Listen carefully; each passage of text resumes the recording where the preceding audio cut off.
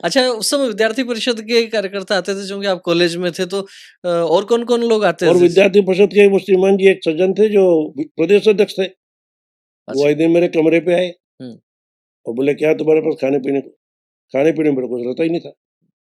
तो रोटी बनाते खा लेते, बस बाकी हम खर्चा कुछ करते ही नहीं थे। बाप का हमने कभी खर्चा किया नहीं जिंदगी में।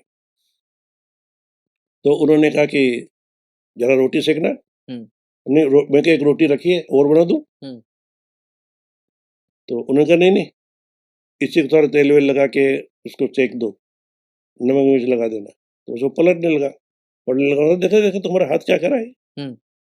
तो मैं देखा उस रेखा दिख रही है। बोला, अच्छा तुम्हारी रेखा बोलती है कि तुम प्रचारक निकलोगे। अच्छा। तो मैंने कहा कितने दिन के लिए निकलूंगा? हुँ। ये मुझे पता नहीं, पर ये बोलती है एक दिन प्रचारक निकलोगे। पता नहीं उनको तब भी हाथ देखना आता था कि नहीं, आज भी आता है कि नहीं। ले, कौन थे? लेकिन वो सचिन वासुदेव जी देवनानी। जो अभी विधानसभा हाँ, अध्यक्ष वो हैं। पहले उससे प्रदेश अध्यक्ष होते थे विधान उस परिषद समय विद्यार्थी परिषद के, ये बड़ी जोरदार के। जानकारी ये दर्शकों के लिए है कि इस समय जो राजस्थान विधानसभा में अध्यक्ष हैं, पहले शिक्षा मंत्री रह चुके हैं वासुदेव देवनानी, उनके साथ का ये प्रसंग है। और उन्होंने भी किस तरीके से, चाहे हाथ देखना नहीं आता होगा, लेकिन एक मन में भाव किस एक तरीके से कीड़ा कीड़ा घुसा बीजारोपित दिया। किया जाता है, तो ये एक प्रकार से सामने वाले व्यक्ति के दिमाग में एक बात घर कर जाती है कि आपकी हाथ की रेखाएं ये कह रही हैं कि आप प्रचारक निकलने वाले हैं, तो मन में उथल-पुथल तो शुरू हो ही जाती है। और भी कोई इस प्रकार के ऐसे प्रसंग, कोई ऐसे घटनाएँ? ऐसे क्या हुआ कि वो मेरे को एमएससी में थीसिस लिखनी थी। हुँ। एग्रीकल्चर में एमएससी में थीसिस लिखनी होती है। अच्छा। 1.5 महीने यानी 3 सेमेस्टर तो पढ़ाई करना है, कोर्स वर्क करना है, हुँ। और 1 महीने थीसिस लिखना है। जब थीसिस लिखनी है तो मेरे को मक्का पे थीसिस आई। हुँ। मक्का पे थीसिस लिखनी है। मक्का पे थीसिस लिखनी है तो मक्का तो बोई जाएगी जुलाई में, हुँ। और जुलाई में मेरा सेमेस्टर खत्म हो जाएगा। जी। तो 6 महीने और पढ़ना पड़ेगा। हुँ। तो 6 पढ़ना और पढ़ना पड़ेगा तो मैं घर से खर्चा मंगाना पड़ेगा, हुँ। क्योंकि स्कॉलरशिप तो बंद हो जाएगी। तो बाप जी को लिखूंगा हुँ। तो बाप जी सोचेंगे छोरा फेल हो गया दिखता हुँ। हुँ। है ना? तो इज्जत भी जाएगी। तो हम लोग कहीं नौकरी कर लेते। एक मास्टर था जो मेरे पास हमारे साथ पढ़ता था, वो भूपाल नोबल्स स्कूल में अध्यापक था। अच्छा। तो वहाँ मैं मास्टर लग गया। वहाँ मास्टर लग गया तो जगह खाली थी, लगा लिया मेरे को। लगाया संघ वालों ने, नारायण जी शर्मा ने मेरे को लगवाया वहाँ पे। तो एक दिन एक सज्जन मिल गए। हुँ। वो जिस स्कूल में पढ़ाते थे उस स्कूल के मैदान में मैं शाखा का कार्यवाह था। हुँ। हुँ।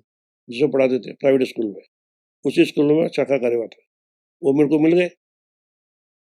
तो आजकल वहाँ वहाँ नौकरी करने लगे। वहाँ क्या कर रहे हो नौकरी? क्या हुँ। कर रहे हो? क्या तनख्वाह मिलती है? मैं कहा 450 रुपये मिलते हैं।